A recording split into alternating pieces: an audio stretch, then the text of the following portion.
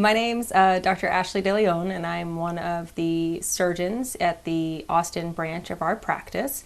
And today we're going to talk about the one-stage penile inversion vaginoplasty, which is an important operation for trans women, for some trans women who are seeking gender affirmation surgery. So the first step in this process is getting a medical history, and we'll do this by sending you intake forms that you will fill out and return to us. We'll review them and then we'll have a discussion. It's very important to ensure your safety and to ensure optimal outcomes. So the first part of the medical history will be your past medical history. So that's any medical disorder that you've been diagnosed with or take medications for. It's important to make sure that your heart and lungs are healthy to undergo surgery, that you don't have any liver, kidney problems, etc.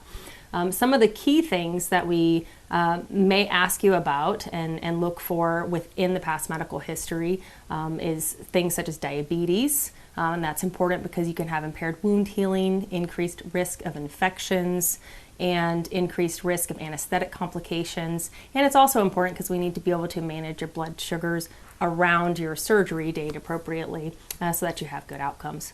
HIV is another one that we need to make sure so that you have proper wound healing. So you need to let us know if you've been diagnosed with HIV so we can check things such as CD4 counts and viral loads to ensure that you're going to be optimized for the time of surgery. Obesity is another one, which is a body mass index over 35, and body mass index, or BMI, takes into account both your height and your weight. And patients, it's not necessarily that we're going to refuse to operate on you by any means, but just that the fact that patients who have obesity have increased risk for infection complications. They have increased risk of wound healing complications. They have longer surgeries and recovery times, increased risk for blood clots, and also increased risk of postoperative pneumonia. So it's something we need to know about. And lastly, the other kind of important one is also knowing about any bleeding disorders or clotting disorders prior to surgery. The next thing we'll ask you about is your past surgical history, which is helpful. Some of our patients have already undergone breast augmentation or other unrelated surgeries, and it's helpful to know this in advance so that we know if you have any problems or complications with general anesthesia, and so that we can look and see how you scar. We'll ask you about medications that you're taking. Most importantly, medications like blood thinners. This could be anything from aspirin, Plavix, Coumadin, Xarelto, Eliquis, and Pradaxa, and they all thin your blood and significantly increase your risk for bleeding during surgery. So we need to know about that beforehand, and we may ask you to stop those medications for a period of time around surgery to ensure that we don't have any issues. And that's going to be, of course, dependent on the reasons you're taking those medications and also exactly which medication that may be. Any medications that impair wound healing, such as steroids, that's important to know about, and then also the hormones that you're currently on and what doses. We may ask that you decrease the dose of some of those hormones around the time of surgery to prevent blood clots. However, we try to allow our patients to remain on their hormones throughout the surgical process to some extent as long as it's safe. Allergies is important. You're going to be on antibiotics throughout this process, and that is one of the most common classes of medications that patients can have allergies to, so it's important for us to know if you have any drug allergies, and also latex allergies, as we often use latex during surgery. Social history is the next thing that we'll ask you about, which includes kind of tobacco, alcohol, and drug use. The most important thing to us is your use of nicotine products. We request that you use no nicotine products at least a month before and a month after surgery. When I say all nicotine products, that means cigarette smoke, chewing tobacco. It includes vape pens, also things that you wouldn't think about like lozenges, patches, Nicorette gum. All those things have nicotine in them. Nicotine is a very potent vasoconstrictor, which means it actually constricts or clamps down the blood vessels, and that prevents your ability to heal the surgical wounds that we're creating during the operation. So you need to be sure to stay off all nicotine products around surgical time. Family history is important as well. Most importantly, we want to know about bleeding complications or bleeding disorders that run in your family because they tend to be hereditary, even though you may not have been diagnosed with them yet. And then also, we want to know about any family problems with anesthesia, such as malignant hyperthermia. Once we've done the medical history, then it's time to get insurance authorization. We follow WPATH guidelines. So as far as the insurance authorization is concerned, and as far as our WPATH guidelines, what we need is that you have been diagnosed with gender dysphoria, and that you have been living as a woman for over a year and also been on hormones for over a year. We request that you have 2 letters of recommendation from your mental health providers. One of them has to be at the doctorate level. That does not mean necessarily a medical doctor. It could be a PhD, which would be like a psychologist, or it can be a medical doctor, which would be like a psychiatrist. The second letter from your mental health provider does not have to be doctorate level. So this can be a counselor, therapist, or anyone of that nature. Other than those 2 letters, we also have to have a letter from your hormone provider stating that you have been on hormones for over a year. And this is typically going to be your primary care physician, an OB-GYN, or an endocrinologist, or whoever is currently providing your hormone therapies. Once we've obtained insurance authorization, we discuss hair removal. Hair removal is important to do preoperatively, and we recommend that you start doing your hair removal about 6 to 18 months before your surgery date. And after we have insurance authorization, we'll have a better idea of what your surgery date will be so that you can plan accordingly. Laser versus electrolysis, whichever works better for you and whichever one you're a candidate for is fine. They both require multiple treatments, which is why you need to start in advance. The laser hair removal is typically, it targets pigment, so it targets melanin or pigment in either the skin or the hair follicle, and what we want it to target is the hair follicle. So laser hair removal, the best candidate for that is somebody with really light skin and dark hair, so that the laser is actually targeting the follicle, which is the purpose of the laser. They do have new lasers nowadays, like YAG lasers, which can help give you a good result even if you have more olive-based skin, as long as you still have dark hair so that the actual laser is targeting your hair follicle. Anybody with like red hair, blonde hairs, things like that, then you're going to be more of a candidate for electrolysis.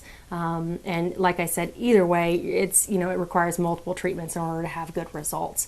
We will give you a diagram of exactly where that laser hair removal needs to be, but essentially it's the shaft of your penis, a circumferential area around the base of your penis, your scrotum, and then also your perineum, which is the space between your scrotum and your anus. And that is because all of these areas of skin are going to be invaginated to line the new vaginal canal that we create. And so once it's inside the canal, we can't really access it anymore to perform hair removal. And obviously it's not ideal to have hair within the vaginal canal. So that's why we recommend starting in advance prior to surgery. That being said, we've had a handful of patients who did not want to go forward with hair removal, and that is sometimes because of pain or financial reasons. But we won't refuse to operate on you if you don't do hair removal, and we'll certainly do our best in the operating room to do some hair removal at that point in time, but it's not as effective as it is to do it preoperatively, so we recommend that you do that. The next thing, once you have your surgery date, you will get a surgery packet. This has all of your preoperative and postoperative instructions for care, and it also will tell you your location and date of surgery, and it will also have your 3 postoperative visits already scheduled out 1 week at a time after surgery. It also may include a lab slip or orders to have labs done wherever you may be located. And this typically includes a complete blood count because we want to look at your white blood cells and your hemoglobin. It also includes a complete metabolic panel. This gives us information about your kidney function, your liver function, as well as your electrolytes. And we're also going to look at coags to see how your blood clots and make sure that we're not going to have any bleeding problems or in the operating room. There may be some special circumstances where we request that you have an EKG to look more closely at your heart, or a chest x-ray to look more closely at your lungs, but those are only in special circumstances. And sometimes we may even ask that you have surgical clearance from either a primary care physician or cardiologist, depending on your past medical history and other complicating factors. And this is all just to ensure your safety during surgery. The pre-op visit typically will happen next, and that's usually a few days before surgery, where you come in person and we fill out hospital paperwork, consent forms. It gives you another opportunity to ask any other questions that you may have during that preoperative visit, and also pick up your prescriptions prior to surgery so that you can get them filled. After the preoperative visit, then it's down to surgery time. The day before surgery, we do require that you do a bowel prep, and that's to clean out your rectum prior to surgery. We're working right next to the rectum during surgery, and so it increases your risk for infection if you don't actually do the bowel prep. In addition, after surgery, by kind of cleaning out your entire system before surgery, it helps us to, for you not to have a bowel movement for a few days after surgery, which can be kind of uncomfortable at times because we've just kind of operated down in your pelvic region. The bowel prep information is all in the packets that we give you preoperatively, and you can pick everything up over the counter at your local pharmacy. It's typically a magnesium citrate bottle to drink, which helps clean you out from above. We also use Ducalox suppositories and Fleet enemas to help clean you out from below, and all of this is done in the afternoon and evening prior to surgery. We ask that you stay on a clear liquid diet starting at noon the day before surgery, and then of course nothing to eat or drink after midnight the day before surgery. After that, the day of surgery, you will show up typically about 2 hours to your surgical facility, 2 hours before the time your case is scheduled. And this is so that they can get you into your hospital gown, start IVs. You'll meet the entire OR crew that's going to be in the operating room with you, as well as the anesthesiologist, and then you'll usually see me or whichever surgeon you're having surgery with about 30 minutes before the procedure, and this gives you yet another opportunity to ask any last minute questions. After this, we go to the operating room. The procedure for vaginoplasty, for the one-stage penile inversion vaginoplasty, takes about 3 to 5 hours. During the operation, we're performing an orchiectomy, which means removal of the testicles, and so this takes away your testosterone production, so you will no longer have to take your spironolactone if you were taking that preoperatively. It also confers sterility, so that's just something to keep in mind. You will not be able to have children with your sperm unless you've banked it preoperatively once the testicles have been removed. We also perform a penectomy, which means removal of the penis.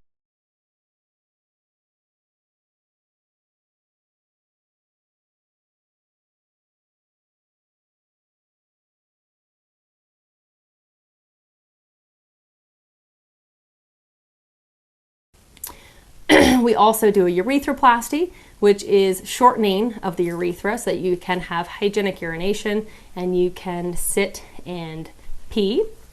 And during this process, we also use part of that urethra, the excess urethra, to create a mucosal lining between the labia minora and around the clitoris, which is called the vestibule. We do a clitoroplasty, which is creating a clitoris from the glands of the penis, and we leave the nerve arteries and veins associated with this portion of the glands and your new clitoris all intact so that you have good sensation and can achieve orgasm post-operatively. And we tack this down and situate it in the proper anatomic location. We do a vaginoplasty, which is the creation of the neovagina, so the vaginal canal. This is created in the normal physiologic and anatomic space that the vagina sits, which is between the rectum below and then the urethra and bladder above. We strive to achieve about 12 to 15 centimeters of depth of the vagina, which is the normal depth of a non-trans woman's vagina. Going any deeper would risk injury to your intra-abdominal structures, and so we don't do that. The canal is lined with skin from the shaft of the penis, as well as the scrotum, which is, again, going back why we recommend doing hair removal preoperatively in those areas. After this, we do labiaplasty, which is creation of both the labia majora and labia minora, and then ultimately place a vaginal packing in place, suture on a dressing, and have a Foley catheter placed in your bladder postoperatively. When you wake up from surgery after all of this, you go to the recovery room for about an hour, hour and a half, and it's very common to have the urge to urinate or the urge to defecate or have a bowel movement. It passes usually after about 24 hours. The urge to urinate is because you have a Foley catheter in place, so the bladder is completely decompressed, but it can create that sensation. The urge to defecate is because the vaginal packing that's in place can put pressure on the rectum, and that's what creates that sensation. Either way, it usually resolves after about 24 hours, and they make sure your pain's well controlled, and then ultimately go to your hospital room for recovery. You're in the hospital for about 2 nights. And at this point, we're controlling your pain with IV and oral pain medications, muscle relaxers, and ice packs. We have you on a good bowel regimen so that once you do start having bowel movements again after cleaning out your system, they'll be nice and soft so they're not painful for you since you've just had surgery. We let you eat right away so you can be on a regular diet, and we'll make sure you're tolerating food, and we keep you on IV antibiotics during your hospital stay, which get converted over afterwards to oral antibiotics, and that's because the vaginal packing that's in place in order to decrease your risk of infection. And we also make sure you're able to ambulate or walk around the hospital before you're discharged. On the day of discharge, you'll be sent home with prescriptions that likely we've given you preoperatively for you to fill. It'll be a pain medication, nausea medication, a muscle relaxer, and then a bladder spasm medication, which is on there because of the Foley catheter, and then also an antibiotic, again, because of that vaginal packing. Once you leave the hospital, and you can go back and to your home or to your hotel or your Airbnb or a rehab facility nearby if you do not live locally, and we do not want you to shower. You'll be able to take sponge baths or wash your hair in the sink, but no showering because we don't want you to get your pelvis wet.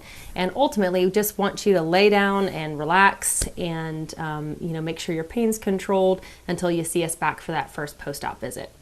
The first post-op visit occurs 5 to 7 days after surgery, and at that visit we're going to take off your dressing that was sutured in place, we're going to take out your vaginal packing, and we're going to take out your Foley catheter.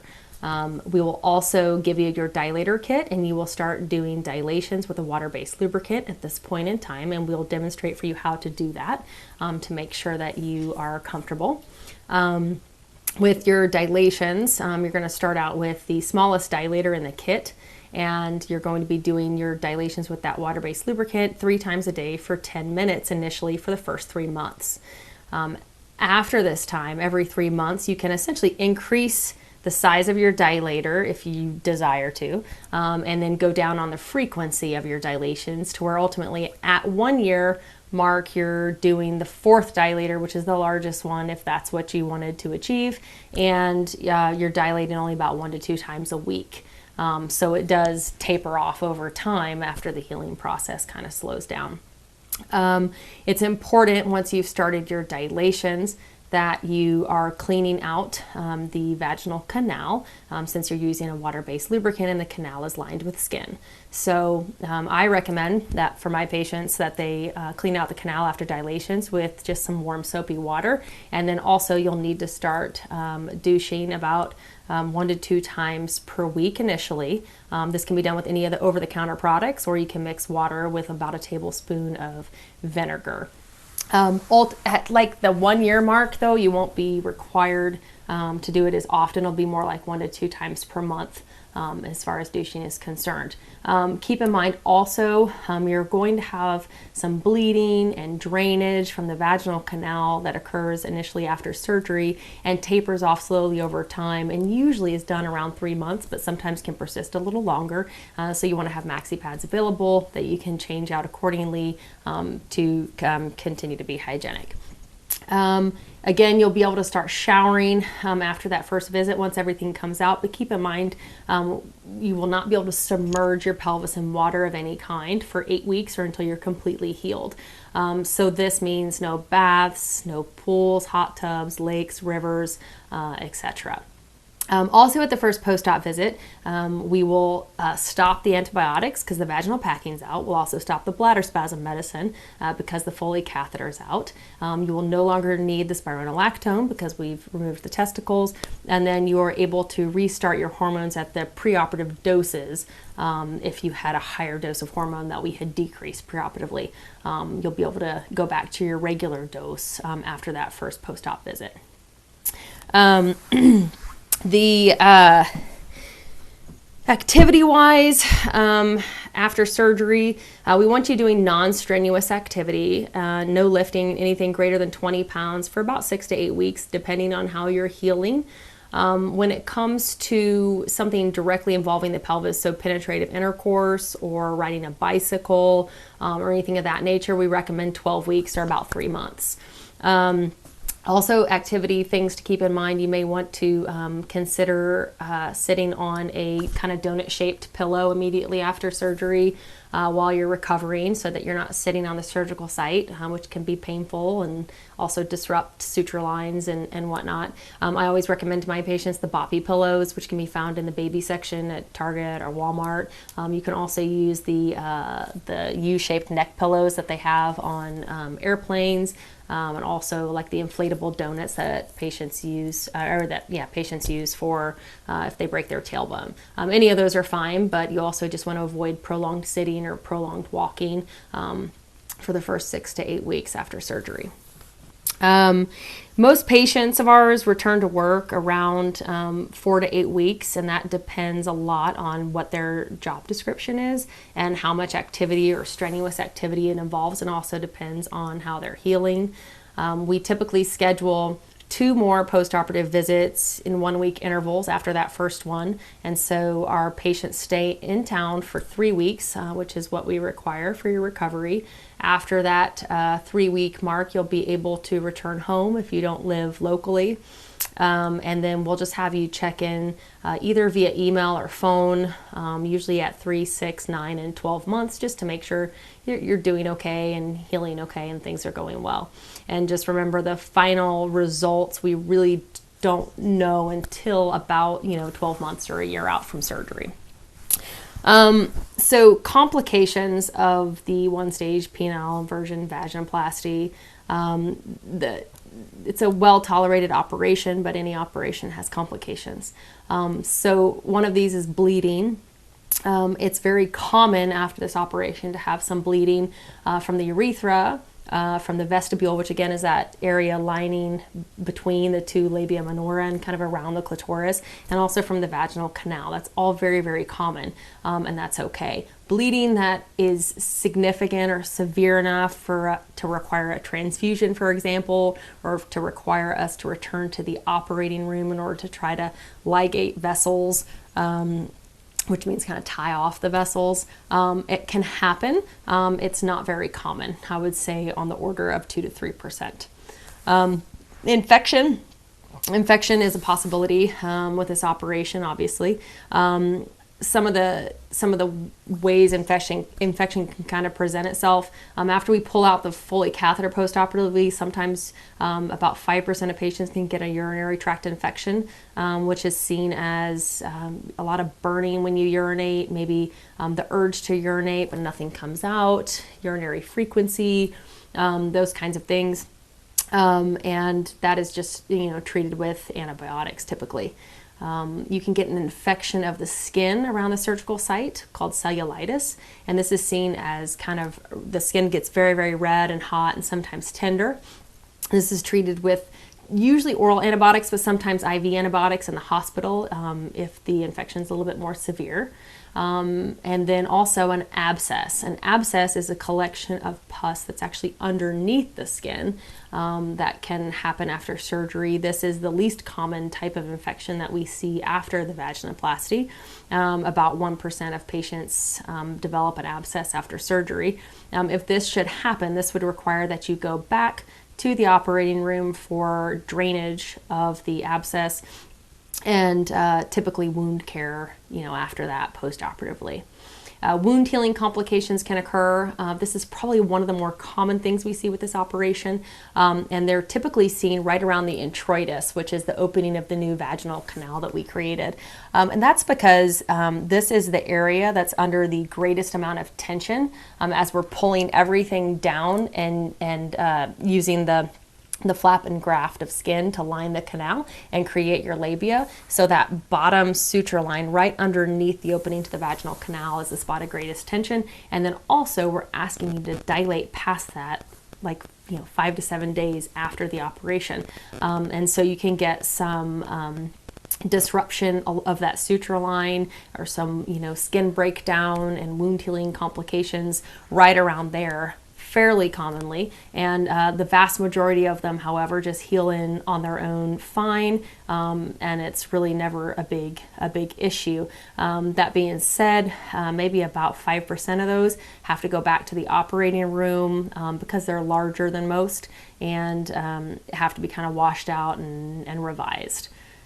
You can have vaginal prolapse, which is when the lining of the vaginal canal actually prolapses or comes out or falls out of the vagina.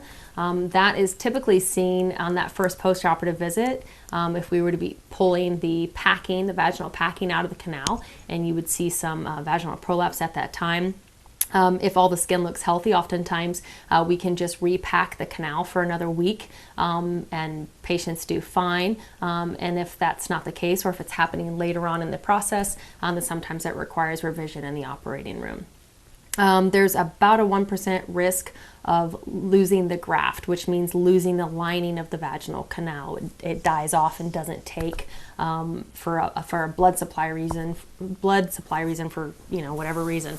If that were to happen, again, it's rare, but if it happens, then that does require a trip back to the OR to have all the the dead tissue and lining removed, and new skin harvested to reline the canal with.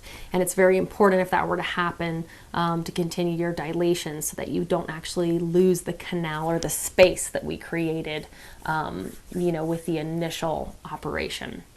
Hypergranulation tissue is another complication that's one of the more common ones that we see. Hypergranulation tissue is this kind of beefy red cauliflower-like tissue that can form, and it's really just it's granulation tissue, which is healing tissue, but your body's producing it in excess for some reason, and it typically will form in kind of warm and moist environments with a lot of friction.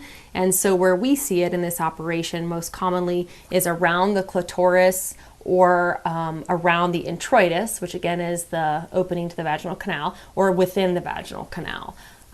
It's not dangerous, it doesn't hurt or do anything, but it can weep kind of this clear serous fluid, or even kind of be friable and bleed sometimes. It typically will resolve on its own after several months. However, we also can sometimes treat that with some silver nitrate or other topical agents to help speed up the process. There's problems with urine streams, so there's urine stream abnormalities, meaning initially after surgery it's very common to where you sit down to pee and it kind of goes everywhere. That is often just due to swelling from all the tissues surrounding the area and goes away on its own over time. That being said, at the end of a year, when everything's totally healed, you have your final results, all the swelling's resolved. If you still have a persistent urinary stream abnormality, most common being where you've scarred around the urethra, and that scar around the urethra is kind of tenting things up and propelling the urine forward to where you would sit on the toilet and you would urinate out of the toilet consistently. That would be considered a urinary stream abnormality or a complication, and that may require a revision in the operating room. Some patients also have urinary retention postoperatively. When we pull out the Foley catheter during that first postoperative visit, they go home and are unable to urinate or void on their own. It's not common, or at least it's not common to have to do anything about. Most of the time, it's resolved if you just get in a nice warm shower, relax, and just urinate in the shower for the first couple of times until you get used to things and as swelling goes down. However, every once in a while, it requires us to replace the Foley catheter for about another week before we pull it out and try again. And we typically will put you on a medication that will help increase your urination and help you with that process. Scarring is another issue. As you know, there's no such thing as a scarless surgery, so you will have scars. But we do have sometimes patients who scar within the vaginal canal in a ring. It's called a scar contracture, and it's a ring of scar that develops within the canal, and it makes that canal opening in that spot too tight. A lot of these can be resolved just with dilating. If you can dilate past that scar contracture or that kind of tight ring, that's enough to break up that scar tissue and open up the canal for you. Sometimes we have to use injections within the scar there in the office. And then in the most extreme cases, sometimes we have to go back to the operating room and do a little revision within the canal to break up and open up that area of scar for you. The most extreme form of scar contracture is complete vaginal stenosis. So this is when the entire canal completely scars down and closes down. It's very, very rare, and it is 100% related to dilations. So if you go for a long period of time without dilating, especially during the initial healing process, when your body's in heal mode, then you can completely close off and scar down the vaginal canal. If that were to happen, then that requires a complete reconstruction of the vaginal canal and may involve things such as a colon vaginoplasty, where we kind of recruit and employ other stuff in order to recreate a canal for you, which is why dilations are really important. So in regards to sensation, we spare the nerves, artery, and veins, as I mentioned previously, to the clitoris that we create from the glands of the penis. That being said, most of our patients have great sensation postoperatively because of that. There is a small group of patients who have a lack of sensation and the inability to orgasm that is temporary. And this is not because of an injury to the nerve, but because there is irritation to that nerve from the surrounding inflammation and the healing process of surgery that typically resolves around 3 months, but I've seen in some cases take as long as 9 months to a year before that kind of nerve irritation resolves and they regain sensation and the ability to orgasm. Permanent loss of sensation and the ability to orgasm can happen. And this is actually from an injury to the nerve, a permanent injury that's damaged during the operation, either from cautery or whatever else. This has never happened in our practice before, but we've seen it elsewhere, and so it can happen. And I would, in our country overall, the rate's probably around 0.2%. Of all the complications, the most serious complications is injury to the surrounding structures, and fortunately, it's the most serious complication. It's also the most rare. Injury to surrounding structures during the creation of the new vaginal canal is also around 0.2% or even less than that. Overall. So remember, when we create the new vaginal canal and create that space, we're working literally millimeters away from the rectum below and the urethra and bladder above. So they're at risk for injury during the operation. If there were to be an injury to the rectum, this could create a rectovaginal fistula postoperatively, which is an abnormal connection between the rectum and the vagina, to where when you have a bowel movement, you can actually stool through your vagina as well. And this requires a big reconstruction and often the involvement of colorectal surgeons and such.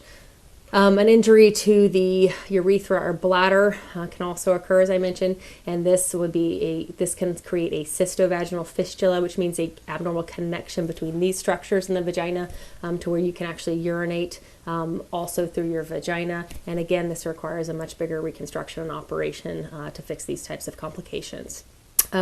So that's all the complications that are specifically related to the one-stage penile inversion vaginoplasty. Of course, there are risks related to anesthesia for any surgery that your anesthesiologist will discuss with you as well preoperatively. Overall, however, despite this list of complications, this procedure typically is very well tolerated, and patients do really well and have great results and are super happy. Most important thing is it's a big operation, it's an important operation, so if you have any questions, be sure to ask them and to talk with me or whichever surgeon is doing your operation.